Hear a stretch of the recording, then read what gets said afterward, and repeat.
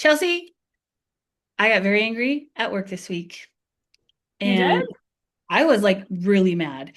And it was the kind of mad that and I'm a person who, okay, so growing up, this is something you and I have talked about. Our mental model around was anger an acceptable emotion was usually no. And so like letting myself be angry and let people know I'm angry is something that I'm still working on, like how to do that in a way that is me still owning my anger, me not having to worry about losing control on someone, which I've never really done. But like, I mean, I guess I've had versions of it, like my froyo freak out. But you know what I mean? Like, still trying to manage like that, and especially at a professional setting. But one of the things that came up for me this week, I felt so angry, and it was more just like I was annoyed more than anything. And it took me a while to figure out why it made me so annoyed at the situation to the point that before I was going to bed, I still was like, "Oh," like feeling so much annoyance in my body that I did, Dang. what I sometimes will do, which is just talk out loud to my dogs. And they're good listeners, but they're very much like, what's happening? And then to the point where I was like, oh, I still am learning like what to do when you're feeling like that kind of angry energy inside your body, like how to manage that feeling. Mhm. So because it was an active feeling in my body and obviously like a stress response that I was having, I went and pulled out Burnout, our book by Emily and Amelia Nagoski that Mhm. we read for Book Club Forever Go to like be like, okay, let me see if there's anything specific about how to close out like an anger stress cycle. Mhm. And it's honestly the same kind of thing for everything. But I did get some insights that I'd forgotten about that I was like, cool. And it worked for that night for me being able to let go of it. But I'd also even I did a color mending before it where I was trying to and the color mending gave me insight and information. So just tons of X's, lots of shame, lots of heavy. Everything was heavy. I was like, I don't know, everything's heavy. Mhm. And so then as I was working through it and as I was like kind of deciphering my coloring, it was all like words of like frustration, constraint, overwhelmed, insecure, Mhm. emotional mirroring, humiliation, one of our new favorite terms now that we know that humiliation is something that often gets imposed on us Mhm. versus embarrassment that we feel because of a situation. And so I was so like angry about it. But what had happened was that it was just, it's all born from a miscommunication and part of and it was actually funny enough, it was coincidentally on the day that you sent that interview between Adam Grant and Brene Brown from their Curiosity Shop Mhm. Mhm. podcast that they're doing.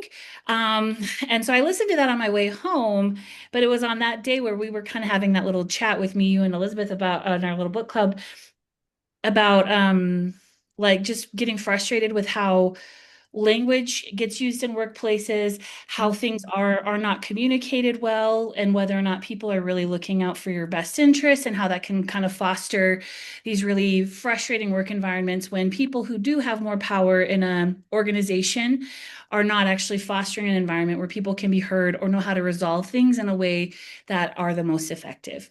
And Mhm. so it was like, oh, how coincidental because that's exactly what had happened this day at work. So at this day at work, there had been an ongoing situation with a student where there was a particular like intervention class that he would go to that was causing him a lot of stress. And I I was trying to figure out his mom had been very concerned and had been talking to me about it because he's supposed to be getting this academic help from this class, but it's causing him a lot of stress and she didn't know who to talk to. She ended up talking to me about it.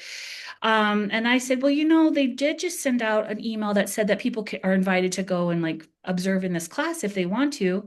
So now and that hadn't been something they'd ever done before. So I said, hey, maybe what I can do is I can see if that's something that the student would allow. And if he would, then I will go with them and I'll just see what kind of read I can get on this. Yeah. And so I can kind of figure out is there something about it, about the environment, about the room, because this kid also has some challenges with sensory processing. So is there like anything in the sensory environment that would kind of make him like become more emotionally dysregulated Yeah. and all this kind of stuff. So I was like going in, I did it. And like I talked to the student after and I said, well, hey, I have some observations. What were some of the things that happened? Because this is what I noticed. What were your thoughts on it? And he was like, well, for one, the teacher was a lot nicer because you were there. She's never that nice when you're not there. And I was like, well, when you say she's not nice, what do you mean? And he was like telling me. So really the takeaway is this class was not a good fit for this kid. Whether or not everything the kid was saying was true, that was definitely like what was absolutely true was that was his experience. There is no way for me to objectively know, is this actually what was happening? But what I do know is that was his perceived and lived experience. And whether or not it's rationally and objectively true, this kid is not regulated well. He's also young. So we can't rationalize with him. And so all I can tell you is that this is a problem and it's getting to where it's really disruptive to the point where this stress about going to this class is so heavy on him. He is getting absolutely no benefit about going to this class. And instead, he's like sleeping really poorly, which leads to mom sleeping poorly. And like just everything's getting worse because now he's not only having a hard time in this one class he has to go to, now he's having a hard time all day long because he's tired. Yeah. So that was kind of the conclusion I came to. I was being as professional as possible, like, hey, I don't know exactly what it is, but I can see how this particular class, this particular intervention approach that they're doing, the like even just the from the environment level, I could see how this is not a good fit, and I could see how it was, whether or not it made sense to me, I could see how he got to where he was feeling the way he was. Yeah. So I put in my professional opinion that like, hey, I wonder, what are the other options? Does he have to go to this class, or are there other options for him? And so we worked together as an IEP team. We figured it all out. And then even just that process, because it's like we have to talk to certain people, to certain people, to certain people. A lot of times it can feel like a game of telephone. And there aren't always like clear delineations of who's supposed to take care of what. But this is me giving my like, hey, with all the information that I have, both about this kid, but also about like kind of his cognitive and language profile and sensory profile, I can see why this was hard for him and I can understand why this is his reaction. And until he can better even tell us what's happening, we can't actually offer him any real solutions. But what we can do is realize this isn't a good fit for him. Let's figure something else out. So that's what we put into motion.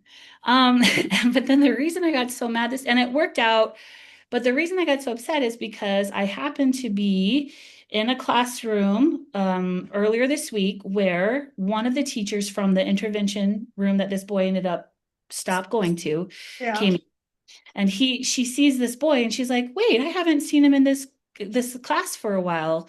And mom happens to be there. So we're like, oh yeah, we changed it. So like yeah, we're like, oh, did the other person not talk to you? Like the case manager is the special education teacher. Did she not talk to you? And she was like, well, I know she talked to this other person in the class, but I don't know if it ever came back to us. And so, but so this parent's now saying like, oh, he was just kind of feeling stressed out, so he didn't want to go. And then this is also just like so much about the situation frustrated me because, so mind you, I'm sitting at a table with this kid. This teacher comes in who's part of this class that, whether or not it makes sense to an adult, it was stressing him out. Yeah. I could see him visibly tense. She came in, she just Oh. was like, oh, hey, buddy, and just tickled his head like that. And he was like he got even more tense. Again, Oh. this is still so raw for him that Yeah. some sort of association that this environment it makes me feel horrible and I hate it. Yeah. I got to do everything I can to avoid it. She doesn't read that, and she wouldn't know to read that. So that's also Yeah. like, this is just like a knowledge gap. This is not what your training is, but it is what my training is. So I picked up on that right away. Yeah. And then she's talking to the mom, and then they're like having a conversation. And this is also where I will point out, so at this school, a lot of it's a bilingual population. I speak Spanish. So I'm actually talking to this kid in English because that's like his preferred language. But as soon as I hear this lady and moms, they're starting to talk in Spanish, which is normal. People code switch out, like go back and forth all the time. Like, hey, I speak in English or I speak in Spanish. I'll also kind of translanguage and speak in both Yeah. throughout the. Sometimes it's still like default mode, even though everyone there, if they are bilingual, it's going to almost always be Spanish and English. They'll switch into Spanish mode as if that's really going to cover what they're saying. But I'm like, this kid's primary language is English, but he understands Spanish too. Yeah. So there was just so much too about this teacher that was like, read the room, lady, and she wasn't, because Uh, not only visibly tenses, but she's standing maybe 2 feet from me. So that's why I picked the background that I picked, because it was like literally that's like it's just her and then mom, and then me sitting right there fully able to understand Spanish. Everyone at the school knows that I can Yeah. speak Spanish, but Yeah. then she teaches into Spanish, but I hear what they're starting to talk about. I also know that this boy next to me speaks Spanish too. I don't want this to become a further trigger for him. So as soon as I hear that that's what she's trying to get more information about, I start trying to distract him with like, hey, like, you know what I was thinking about, blah, blah, blah, blah, blah. And I start engaging him because the last thing I want is for him to know what she's saying and it just to kind of Yeah. attention for him. It's already made him tense that she's even Yeah. there. And so then finally the woman leaves, blah, blah, blah. But because I'm so busy talking to him, like as soon as I realize what they're talking about, I just start talking to him to distract him. But I catch some snippets and I'm like, okay, what was this about? And so after she leaves, the mom and I are friends. And so the mom is like we, kind of get son all settled, but her son's immediate question was, do I have to go back to that class? Oh, She was coming in for something completely different. yeah. And so anyway, it was fine. We got him settled and then we step out and then I was about to ask her, but she's like, Casey, I'm going to tell you what we were talking about. And I hope you don't take this the wrong way. And I was like, no, just tell me. I was like, I have a sense of what you were talking about and I'd really like to hear it. And so she tells me that they were like, yeah, as soon as like they like I guess the special ed teacher did come over there and they're like, oh, it's probably because Casey was in our class. But she was so hard to have in our class too because she kept interrupting. And I was like, oh, I had a feeling because I actually went in that class twice. I went once, particularly with this student, but even before with this student, I went because there are several students that I also see who go to that class who have reported variations on a theme of, I don't like going to this class. So Yeah. again, I just need to see things. I just need to see what you guys are seeing. I want to experience what Yeah. you're seeing so I can see why we don't enjoy this class. Because unless we can identify a problem, we can't really fix it, right? Yeah. So, what they're talking about is I went into this class and something came up that was affecting how these students were understanding. It was a speech related thing where the teacher of this group was saying something and the kids were writing out what she said. And she's like, no, that's not what I said. And then she said it again. And they're like, no, it sounds like this. And so then I pointed out, oh, you're trying to say shh, but it's actually coming out as ch. Because what I also like, I live close to the state of Sonora, Mexico, and one of like the kind of regional patterns I've noticed in this area when it comes to like articulation, and it's like this is just regional languages vary by region, so that's fine. Yeah. But one of the regional differences I've picked up on is like the sh and the cha are a lot more like interchangeable. So instead of just saying like Okay. chanclas, it sometimes will come up more like chanclas and stuff like that. Or like instead of like if a kid's being gross, you're like, ay, que cochi, like how gross, like little piggy is what you're calling them essentially. They'll say Yeah. like que cochi or cochino, and they'll say it a lot more with like a sh, or it'll be like a cha. Like it's just a lot more interchangeable. There's a lot more fluidity Okay. around. And Yeah. again, I'm only attuned to that because that's part of my job, right? Yeah. When this happens, the first time I'm in this group, I'm like, oh, I hear it because this is what it sounds like. This is what you were saying, but these are the sounds you were wanting them to write down. And the teacher hadn't even picked up that she was doing it. And I was like, in this context, it would be very helpful if you realized which sounds you were actually making because Yeah. you weren't speaking Spanish, you were speaking English, and in English there is a distinction, and like that is made a lot more broadly in the United States as far as like a ch sounds like this and a sh sounds like this, and the words are very different Yeah. whether or not you're using one particular sound. So that happened, and then that was it. But pretty much I was just trying to like be there as part of the group and pretend like I was one of the kids so I could have the experience they were having. And then when I went with this other boy and he was kind of having a rough time, sometimes when things were happening, all I was trying to do was, again, my therapist brain turned on. And I could kind of sense that it probably was like not the right thing for me to do. But there was nowhere in their invitation where they said, just come in and be a silent observer, don't say anything and don't interact at all. So I'm also Okay. coming in as a therapist thinking, hey, I'm going to let you do your own thing because I get it. Yeah. I trust that you guys are doing something on purpose. But at the same time, there was a breakdown happening, and I was trying to see if, hey, maybe if this is where the student's getting lost, I wonder if this would help. Because again, from my perspective, this is just going to help me know how to make is this the problem? This is Yeah. all I'm going to do right now is troubleshoot Yeah. still. And that's what happened. So same kind of thing. But I guess so the mom now, so we'll cut back to those were my two experiences in this class. Cut back to now, I'm talking to this mom, and she's like, yeah. And I guess as soon as they said, they're like, well, it's probably because Casey came in and said all these things. And then I guess it had turned into this conversation about how, oh, yeah. And when she came in, she totally was like just taking over the groups and like all this kind of stuff. And it turned into like this weird game of like office telephone where I felt like this, where like my inner Mhm. rage was immediately activated, and I could feel like just the group was all talking behind me because it was just like, oh my gosh, guys. And so she tells me all this, and I'm happy to hear it because, again, I would rather know than not. Yes.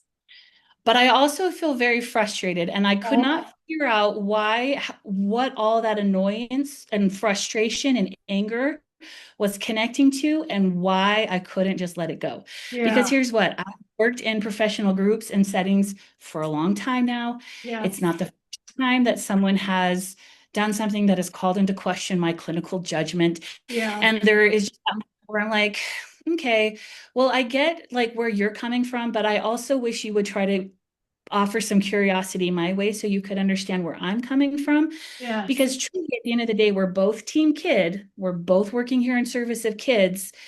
What you're trying to do is trying to help the kid, but so am I. And it just seems like there might be some things that I can offer to give you more context in what's going on. And then we can come together and figure out this. Yeah. So part, yeah, that part was the annoying part. But why, I was like, why can't I let this go? Why am I going to Mhm. bed still feeling so angry? And then I realized after coloring that it's because, and again, a whole lot of X's came up, and that's all like with shame. I grew up with a ton of shame. And so, yes, there was frustration. Like, honestly, objectively, the work situation was very frustrating. It just really frustrates me where I'm like, we're adults, we're professionals, it's really silly when we can't just like handle things that way. But Yeah. especially when it does become like, don't forget what we are. We're team kids. So if this is all going Yeah. to be a kid, you have to push through awkwardness so that you can do what you can to get on the same page to help kids because Yeah.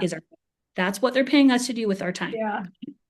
But then what I realized though is part of it is that was a reflection of a pattern that often happened in my family that drove me absolutely crazy, Okay. which was if someone did something that was um, just like if someone did something that wasn't right or that someone else was disappointed in, and when I say someone else, I mean mostly like my one of my parents, but especially my mom, instead of it getting talked about or having any sort of model of this is how you can talk about it and resolve it, it turned into this type of situation Mm. where it was like you would go to mom and complain to mom of like, oh, and then she did this again.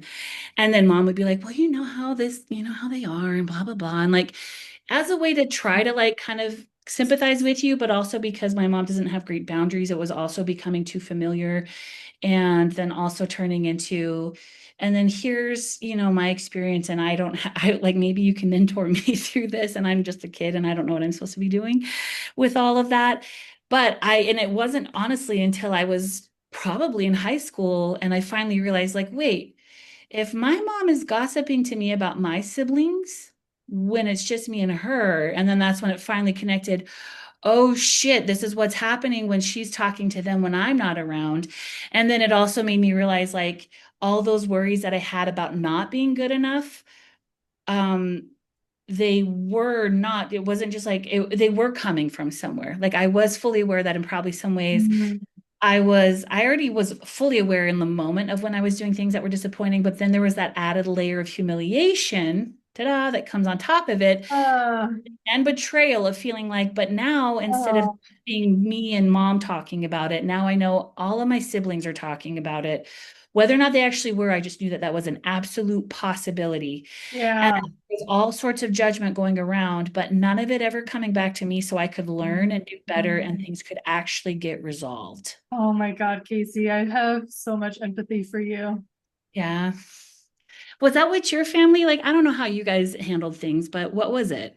No, just with my sister-in-law. That's what is Mhm. Yeah. happening in a very, uh, Very Southern way.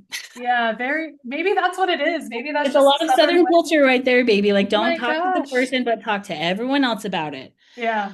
and then let it filter back and come back to them in an indirect way. Yeah. Still never talk about it or acknowledge it. Because that's the other thing Yes. that drove me so crazy is like I had talked to the main teacher in this class. She's very friendly with me. We've had very lighthearted conversations.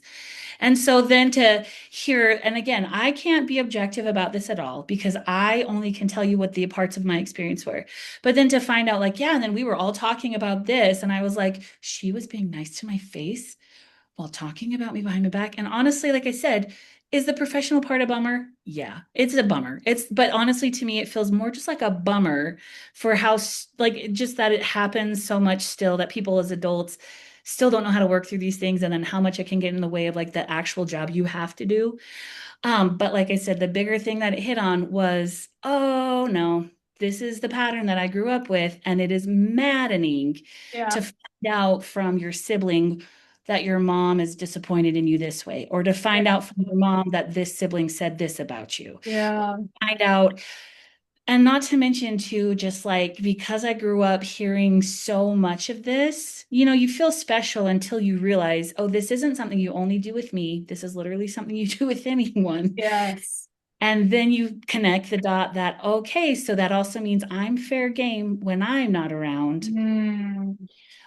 Like, so that all like feels bad, but it also, you can't help but start to internalize criticism in general. Yeah. Grow up around a lot of criticism, whether or not it's directed at you, you can't help but start to connect dots, especially if your brain works like mine, where I could have been a conspiracy theorist in another life because I'm good at seeing connections that may or may not actually be related. That could be your retirement plan.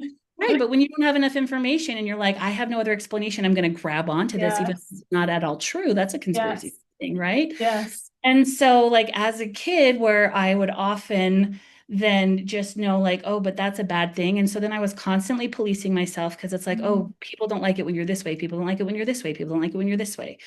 But the thing about criticism is sometimes I was treating any opinion that was a critical opinion that I was hearing as like objective truth, not really realizing that that might bother my mom, but that doesn't mean it's inherently bad or Yeah. wrong.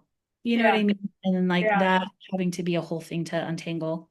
But yeah, so this was just an experience where I realized, like you can grow and you like we've talked about before, mental models will keep reappearing in your life. And this was just one of those moments where yeah, like I said, I was able to resolve the professional annoying part of this experience pretty quickly.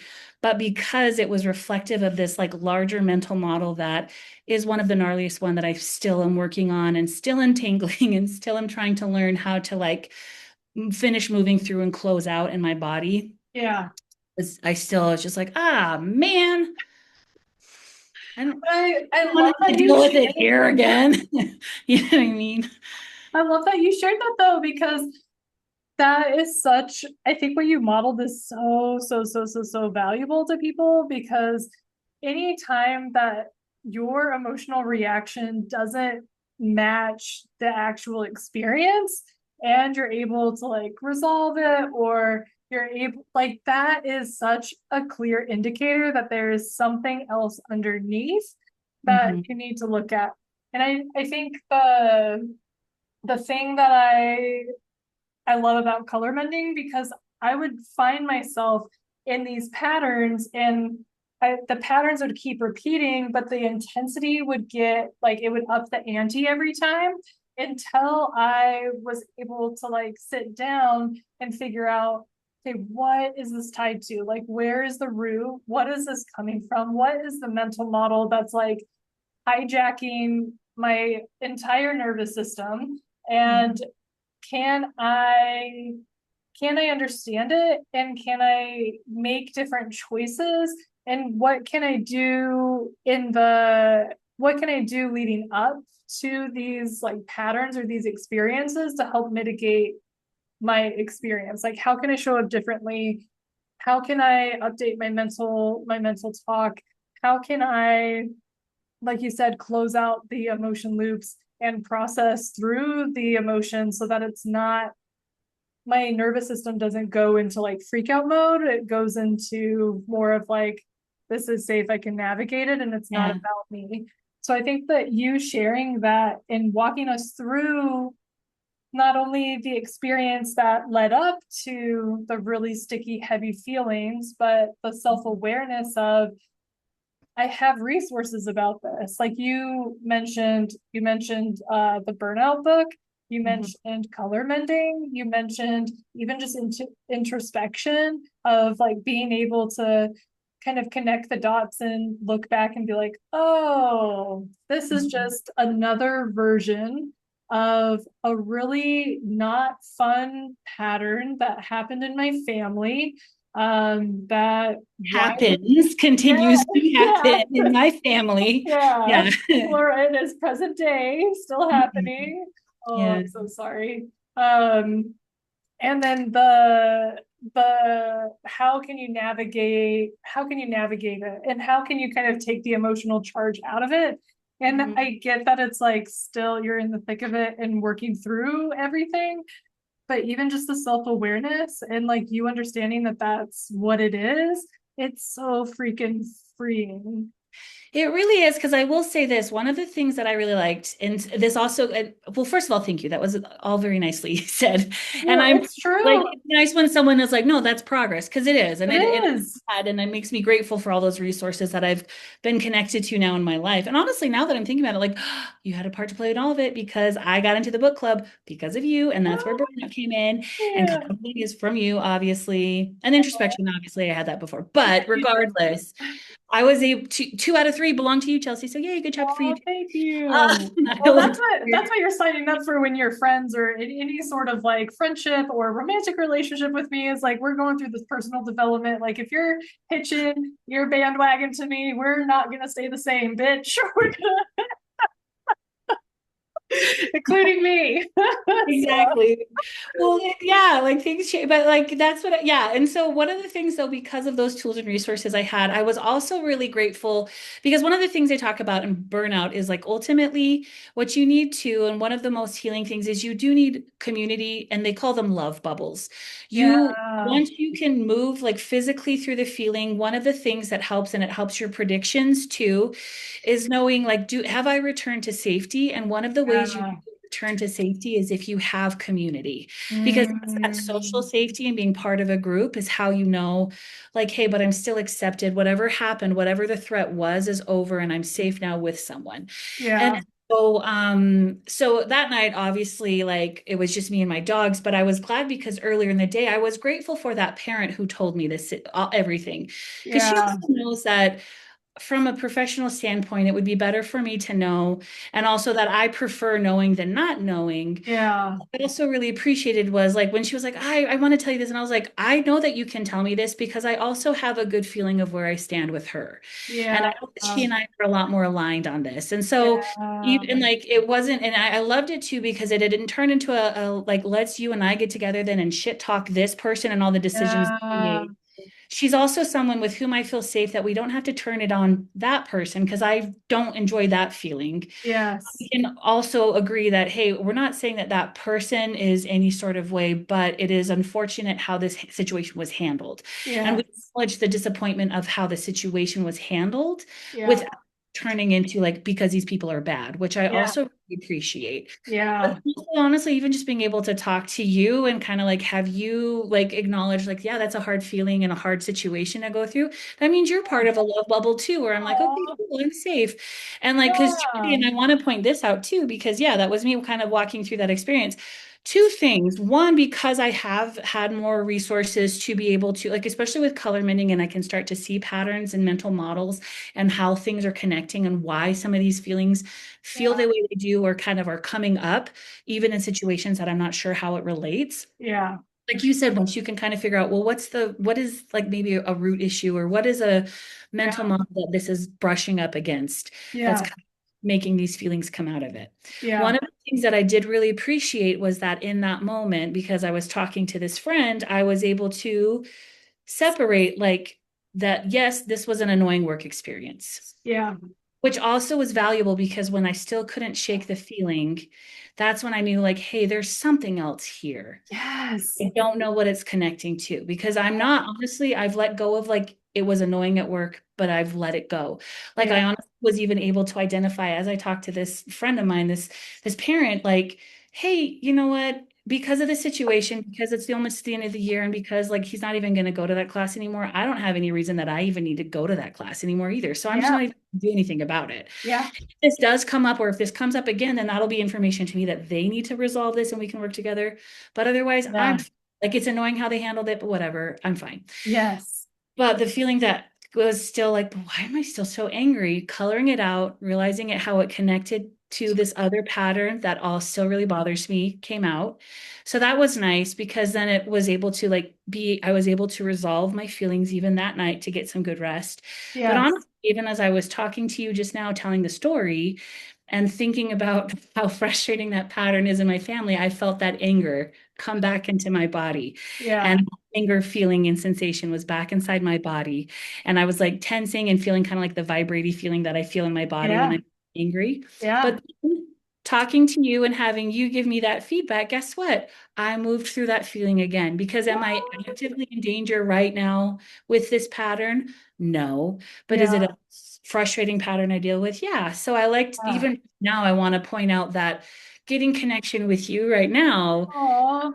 through that feeling in real time because I Yeah. connected back to the love bubble to Yeah. realize like, no, I'm safe.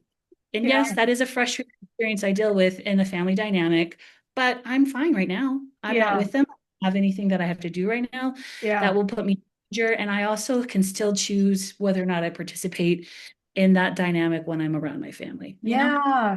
I But like freaking that love was that. able to close out the stress cycle right then in real That is time. awesome. That So is thank you. so good. Also, Mhm. too, this is like color mending Chelsea, putting my color mending hat on, so you can just tell me to shut up if I need to. Girl, what channel are we on? It's fine. Yeah. Oh, but so one of the things that I've been navigating just for listeners since December is a situation with my sister-in-law, and she has taken a very southern approach, and I'm so glad that you said it was a southern approach because a light bulb went off of like, oh, I grew up in the West. I've spent significant times in like larger cities and like the Northeast and then like in the West, where directness is very like you just go to the person like out of respect or just in order to like preserve the relationship you go to the person and have a conversation, so I Or if love. you live in a city with 8 million other people, being direct is like the most efficient way to navigate your day. Yes, 100%. Yeah.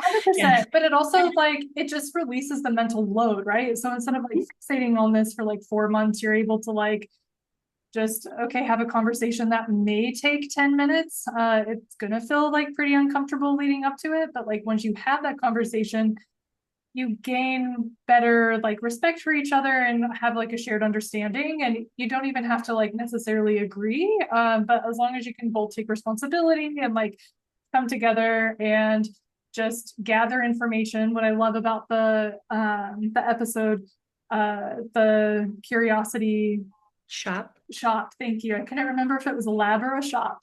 The curiosity shop is that they specifically talk about how um, vulnerability is you only show up in vulnerable situations if you have the data to show that like armor isn't needed and it's safe for me to take off my armor. So you being able to like gather the data points, it just helps you understand, like you said, when you were talking about your family dynamics and even work dynamics of like, okay, it's this is how I can show up to still get the work done, but also to make sure that I'm not like putting myself in harmful situations.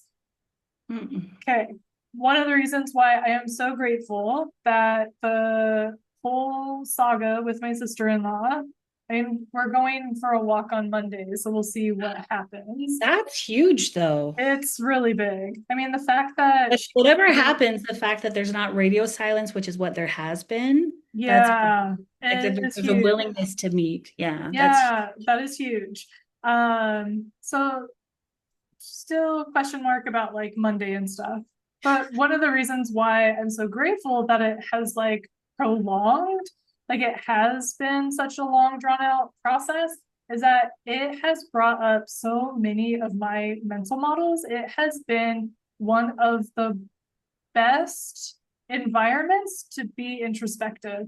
and to churn through a lot of really shitty beliefs about myself, about how I show up in the world, about my worth, about um, differentiating what's mine, what's not mine, people pleasing.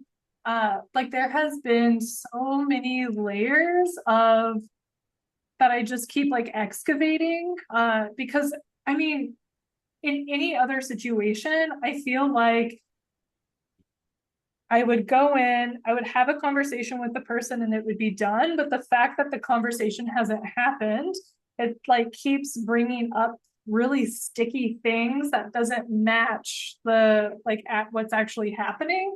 Mhm. And so it's just provided me a really cool way to look at things like how I'm my own harshest critic, about how I mean I have written like so many pages in my little book about um how I mean one of the things too, it's like one of the biggest mental models that I had was that I couldn't trust my intuition unless I had evidence to show, like physical evidence or an experience to validate what I was feeling internally. But just realizing that I really can trust my intuition and I don't have to wait for that experience. And waiting for that experience has just caused more harm, and more kind of like pain. It's also helped me see that I am like my own harshest critic, but like the way that I see is not like a problem to be corrected or like see things or navigate things. It's more of like a gift. So it's there's so many. I think there's like 10 pages in here about different ways that that experience, uh, like different mental models that that experience has brought up for me. So all of that to say, if you're still feeling like really sticky, like if it does still feel really sticky and it keeps coming up, keep coloring about it, because it's just going to be like that parfait or that onion. Yeah, And it's just going to be layer upon layer, and you're going to be able to go like really deep and see some maybe some gnarly things about like how our mental models, like see some more pretty gnarly mental models, but also have the information about what is actually happening in the story that you're telling yourself, so you can enact like the tools and the skills and the resources that you have to like make a change. I like that. Yeah. It's like we had talked about before. It's like really all of this life in general, but especially because a huge, like people forget one of your executive functions. So again, your executive functions are the skills your brain uses for you to be able to manage and complete actions, any action at all. Yeah. One of the executive functions is emotional regulation. Yes. And so just like any other skill, it might be hard, but you can definitely get better at it with practice. And just like any other skill, it's not really a one and done thing. Yes. Life is dynamic. And so if you can shift to, okay, whether it's emotional regulation or any other thing that I'm going to be doing, kind of just try to take the whole, this is like some things, thankfully, are projects that do have an end date in sight. But when we're talking about being a human and just like the things that you have to do to be human, regulating your emotions is going to be one of them. That's a marathon thing. And just try to shift your Yes. for that. And Yeah. just that, like just that reminder of you're going to have a lot of iterations of a lot of the same mental models come up. And especially when they're sticky, if you can just grab all the resources you have to keep exploring it, you'll at least get some more information to help you know how to approach it, how to resolve it, how to manage it, and then how Yeah. to move forward. Yeah. That is really cool. I mean, everything you just said is like so true. And I wish more people understood it, you know, like learning how your brain works. I mean, this is something that going through the color mending professional certification, you and Christina bring up a lot, is like, it really is a privilege to be able to know how your brain works and to be able to understand those where the gaps are. Because like you said earlier in the episode, like if you don't know something's an issue, if you don't know what that gap is, it's hard to close it and Mhm. to access the resources and to develop the executive functioning skills. Yeah, and have a plan, do anything. Yeah, that's true. Well, Chelsea, thank you, because honestly, again, since you were my love bubble as that feeling came back up today, I really appreciate it. And yeah, also because two out of the three resources I was able to use before came from you. So thank you for that too. yeah, you're so welcome. I'm just so Well, grateful. yeah, it's honestly like this picture, the scowl me that came up. I was working with a kid a long time ago, and he was autistic and he was having a hard time understanding, like it was before I too truly appreciated that, like just going off of what people's faces looks like is a really terrible way to teach emotions. Yeah, But he was trying to explain something, and I said, okay, well, it sounds like you're angry. He was like, I don't think I was angry, but I said, well, tell me this, because I was like trying to get more information out of him. yeah, And I was like, well, your voice got really tight and loud, and your body went like this, and your face was like this. And then you said something that you were mad at me, and you're telling me you weren't angry. Like all of it, where I was like, now I'm just confused. And I was like, what? And I said, this is like, I was like, just freeze your face right here, take a picture. And he did. And then he looked at it and he's like, oh. And I said, yeah. So like now I'm going to take a picture of my face doing the same thing. And because it was his own face, he just didn't read that maybe yeah. was conveying anger. Anyway, so I took a picture of this, and now it's lived on my Oh, phone. Anytime I need to show a picture of someone being angry, I'm like, here we go. that's great. Also, Yeah. I love the approach that you took too, because like I 100% agree that like not like teaching people like emotions like through Just with facial, flashcards. Yeah. yeah, not great. But the fact that you even like put it in context, like it wasn't just the I'm gonna isolate your face. I'm gonna look at the entire context, which Dr. Lisa Feldman Barrett is a huge advocate for, of like you cannot just it's like erase and not include the context. So the fact that you took all of the different contexts and pieces and it wasn't just the face that you were Your face focusing looks like on, this. yeah, Yeah. she would give you a seal of approval. Well, there we go. Good. I'm glad I wasn't disappointing her before I knew that. I'm like I can actually speak on her You're behalf. the best avatar between the two of us for her. I don't know. But yeah, neither of us is her, so we don't know. Yeah, I know. I've only ever like just well, I've seen almost every interview that she's ever done, but anyway, that's just me being nerdy. I'll take it. Yeah, me too. Well, thank you for sharing. I love the picture. I love that it helped one of your students feel like understand and clock his own emotional regulation. Good. Yeah. Honestly, and this is like, this is also where I'll point out a lot of times this is the face I wish I could make, but I also can't because of, Yeah, social rules. But we're the number of adults. times inside, that's what I feel like is a lot. Yeah, it's true. Yeah. Well, keep me posted on how navigating the rest of the stuff goes. Yes, I was gonna say I'm curious about how the walk with your sister-in-law goes. Yeah, we'll I'll keep We'll you touch base posted. about We'll it. see what happens. 9 a.m. on Monday.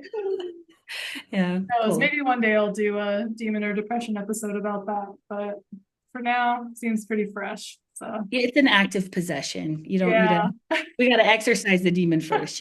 yeah, yeah, of me, not and well, both parties have the demon. The Yeah, situation is still possessed, and so yeah. until Listen, the demon leaves, yeah, the situation is definitely possessed. We gotta put some holy water on it first. and until you extract the demon, it's hard to be able to talk about what it really, what it was. Yeah, it's true. Can't see it with clear eyes yet. Yeah, cool. Cool. Thanks, Chelsea. Yeah. See ya. Bye.